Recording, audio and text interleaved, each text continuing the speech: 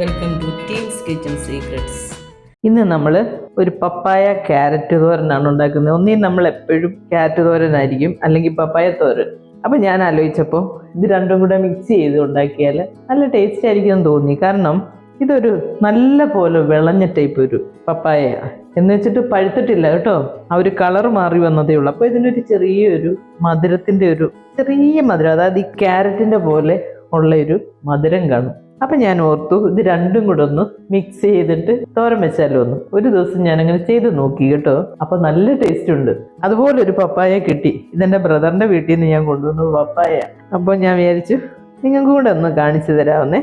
ഒരു പകുതി പപ്പായ ഞാൻ വെജിറ്റബിൾ കട്ടറിനകത്ത് വെച്ചിട്ട് നമുക്കൊന്ന് അടിച്ചെടുത്താൽ മതി. അന്നേരം എളുപ്പമാണ് ഈ തോരൻ അരിയാനേ. അല്ലെ പിന്നെ നമ്മൾ എന്ത് ചെയ്യണമെന്നറിയോ, ഇപ്പോൾ വെജിറ്റബിൾ കട്ടർ ഇല്ലാത്തവരാണെങ്കിൽ ഇതാ ഇങ്ങനെ കൊത്തിപ്പിടിച്ചാൽ മതി കേട്ടോ.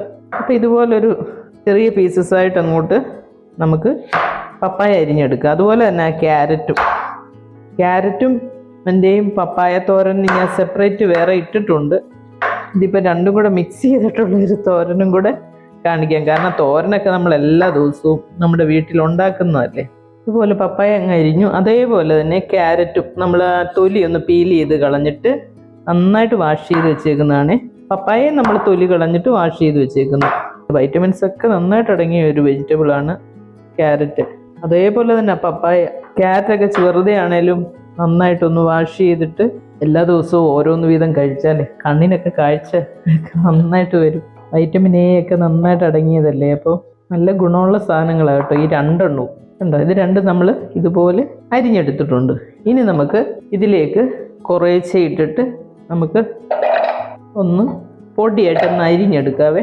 ഇങ്ങനെ കട്ട് ചെയ്തിട്ട് കൊടുത്താലുണ്ടല്ലോ പെട്ടെന്ന് അരിഞ്ഞ് കിട്ടും. അല്ല, അരിഞ്ഞല്ല, അരിഞ്ഞ് കിട്ടും. കണ്ടോ, ഇത്രയാക്കിയാൽ മതി. എന്നിട്ട് നമുക്കിതൊരു 2-3 പ്രാവശ്യമായിട്ട് കട്ട് ചെയ്തെടുക്കാം.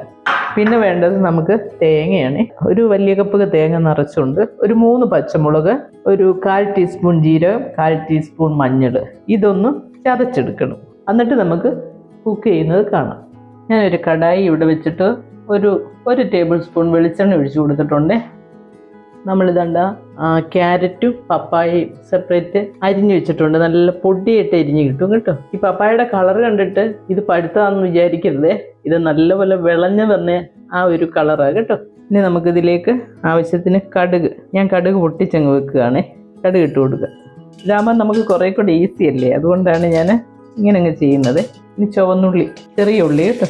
ചെറിയ ഉള്ളി ഒരു ബ്രൗൺ കളറാകണം. തോരനൊക്കെ എപ്പോഴും നമ്മൾ ഉള്ളി ഒരു ബ്രൗൺ കളറിലേക്ക് വരണം. അപ്പോഴാണ് ആ ഒരു ടേസ്റ്റ് വരുന്നത്. അതേസമയം ഈ സ്റ്റൂ ഒക്കെ ഉണ്ടാക്കുമ്പോഴുണ്ടല്ലോ ബ്രൗൺ കളർ ആകരുത്. അതിനു മുമ്പ് നമ്മൾ ഉള്ളി എടുക്കണേ. വീഡിയോ ഒക്കെ നമ്മൾ സ്കിപ്പ് ചെയ്യാതെ കാണണേ. അപ്പോഴേ എന്തെങ്കിലും ടിപ്സൊക്കെ ചെറുതായിട്ടുണ്ടെങ്കിൽ എല്ലാം നിങ്ങൾക്ക് അന്നേരം മനസ്സിലാകും കേട്ടോ. പിന്നെ ഈ ക്യാരറ്റും ഈ പപ്പായയും കൂടെ ഉള്ള തോരൻ നിങ്ങൾ ആരെങ്കിലും വെച്ചിട്ടുണ്ടോ ഒന്ന് കമൻറ്റ് ചെയ്യണേ. ഞാൻ കണ്ടിട്ടില്ല ഇതുവരെ. അങ്ങനെ ഞാൻ തന്നെ ഒരു ഐഡിയ വെച്ചിട്ട് ചെയ്ത് നോക്കിയപ്പോൾ നല്ല ടേസ്റ്റ് ഉണ്ട് കേട്ടോ. ഇനി നമുക്കിതിലേക്ക് ഒരു 3 വറ്റൽമുളക് മുറിച്ച് കൊടുക്കാവേ. ഇനി ആവശ്യത്തിന് കറിവേപ്പില. ആ മുളകൊക്കെ ഇതിനകത്ത് ഈ എണ്ണയ്ക്കകത്ത് കിടന്നൊന്ന് ഫ്രൈ ആകണേ. അന്നേരത്തിന് നമ്മുടെ ഉള്ളിയൊക്കെ നല്ലപോലെ ഒന്ന് മൂത്ത് ആ ഒരു ലൈറ്റ് ബ്രൗണിലോട്ട്. ഉള്ളി കരിയാനും പാടില്ല കേട്ടോ. ഇനി നമുക്ക് ഈ അരപ്പ് ഇതിനകത്തോട്ട് ചേർത്ത് കൊടുക്കുക. ഈ തേങ്ങ അരയ്ക്കുമ്പോൾ നമ്മൾ ഒട്ടും വെള്ളമൊന്നും ഒഴിക്കത്തില്ല കേട്ടോ. വെറുതെ ഒന്ന് കറക്കിയും എടുത്താൽ മതി. അപ്പോഴത്തേനും നമുക്ക് ഇതുപോലെ ഒന്ന് ആയിക്കും. ഇത് വിശദമായിട്ട് അങ്ങ് പറയുന്നത് എന്താണെന്ന് വെച്ചാൽ കുക്കിംഗ് അറിയാത്ത കുട്ടികൾക്കും കൂടെ വേണ്ടിയാ ഞാൻ ഈ പറഞ്ഞു തരുന്നത് കേട്ടോ. ഇനി ആ ജാറിലേക്ക് ഒരു സ്വല്പം വെള്ളം ഒഴിച്ചതാണ്ട് ഇങ്ങനെ ഒന്ന് വെച്ചേക്കണേ. ഈ അരപ്പൊന്ന് 1 മിനിറ്റ് ഒന്ന് ഈ എണ്ണയിൽ കിടന്ന് ഒന്ന് ഫ്രൈ ആകട്ടെ. 1 മിനിറ്റ് ഒന്ന് വഴറ്റിയാൽ മതി. എന്നിട്ട് നമ്മൾ ഈ മിക്സിക്കകത്തൊരു സ്വല്പം വെള്ളം ഒഴിച്ച് ഇതുപോലെ അങ്ങ് എടുക്കണം. അപ്പോൾ ആ ഫുൾ അരപ്പ് നമുക്ക് കിട്ടും. ഇനി ആവശ്യത്തിന് ഉപ്പ് ചേർത്ത് കൊടുക്കണേ. ഇനി നമുക്ക് ഈ ക്യാരറ്റും പപ്പായയും കൂടെ നമുക്ക് അങ്ങോട്ട് ചേർത്ത് കൊടുക്കാം. കോട്ടയം സൈഡിലൊക്കെ കപ്ലങ്ങ എന്ന് പറയും. തെക്കോട്ട് പോകുമ്പോൾ കായംകുളം ആ സൈഡൊക്കെ ആകുമ്പോൾ ഓമയ്ക്ക എന്ന് പറയും. ഇനി നന്നായിട്ടൊന്ന് ഇളക്കി കൊടുക്കണം. സ്വല്പം കൂടെ വെള്ളം ഞാൻ ചേർത്ത് കൊടുക്കുവാണേ. മൊത്തത്തിൽ ഒരു 1/2 കപ്പ് വെള്ളം ഇത്രയേ ആകത്തുള്ളൂ കേട്ടോ. ഒരുപാട് 1/2 കപ്പ് എന്ന് പറഞ്ഞാൽ ചെറിയ കപ്പിനാണ് കേട്ടോ, വലിയ കപ്പല്ല. ഇനി നമുക്ക് അടച്ച് വെച്ചിട്ട് 2-3 മിനിറ്റ് ഒന്ന് വേവിക്കാം. ഞാൻ ഇതുവരെ സിമ്മിലായിരുന്നു വെച്ചിരുന്നത്. കടുകൊക്കെ പൊട്ടിക്കാൻ നേരം നമ്മൾ സിമ്മിൽ വെക്കും. ഇനി ഒരു മീഡിയം ഫ്ലെയിമിലോട്ട് അങ്ങ് ആക്കി കൊടുക്കണേ. എന്നിട്ട് ഒരു 3 മിനിറ്റ് കഴിയുമ്പോൾ തുറന്ന് നോക്കാം.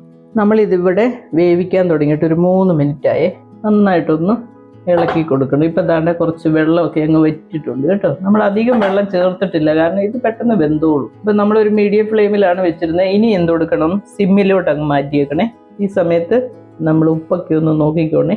ഉപ്പ് എരിവ് ഒക്കെ ഓരോരുത്തരുടെ ഇഷ്ടത്തിനനുസരിച്ച് ഇടണം കേട്ടോ. ഇതിപ്പോൾ ഞാനിപ്പം സിമ്മിലേക്ക് വെച്ചേക്കുവാണേ. അരിഞ്ഞെടുക്കാനാണേലും കണ്ടില്ലേ, പെട്ടെന്ന് നമുക്ക് കുത്തിപ്പിടിച്ച് അരിഞ്ഞെടുക്കാൻ പറ്റും. നല്ല കളർഫുള്ളായിട്ടുള്ള തോരൻ അല്ലേ. ചെയ്ത് നോക്കണേ, എല്ലാവരും ട്രൈ ചെയ്യണേ.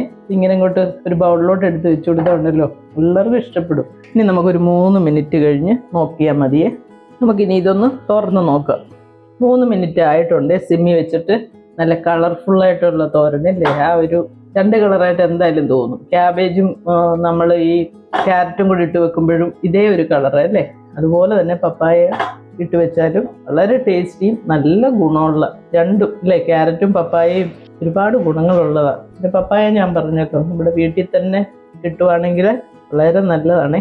ഇത് വെന്തിട്ടുണ്ട് കേട്ടോ. ഒരു 6 മിനിറ്റ് മതി. 3 മിനിറ്റ് ഒരു മീഡിയം ഫ്ലെയിമും ഒരു 3 മിനിറ്റ് സിമ്മിലും വെച്ച് കഴിയുമ്പോഴത്തേന് ക്യാരറ്റും പപ്പായയും നന്നായിട്ട് വെന്ത് കിട്ടും. ഒരു 1/2 കപ്പ് വെള്ളം ഒഴിക്കാവുള്ളൂ കേട്ടോ. ഒരുപാട് വെള്ളം ഒഴിച്ചാൽ കുഴഞ്ഞു പോകും. തോരൻ ഇങ്ങനെ കിടക്കണം. ചിലപ്പം കുഴഞ്ഞൊക്കെ പോകുമല്ലേ. നമ്മളന്നേരം കറക്റ്റായിട്ട് ഇങ്ങനെ നോക്കിയെടുത്താൽ മതി. ഇനി ഒരു 2 മിനിറ്റ് ഇങ്ങനെ ഒന്നിട്ട് കഴിഞ്ഞാൽ ആ ഒരു സ്വല്പ വെള്ളത്തിൻ്റെ അംശമൊക്കെ ഉണ്ടെങ്കിൽ അതൊന്ന് വറ്റിയിട്ട് ഡ്രൈ ആയി കിട്ടും. ഇത് കണ്ടോ, നല്ല കളർഫുൾ അല്ലേ. ഒന്ന് നോക്കിക്കേ.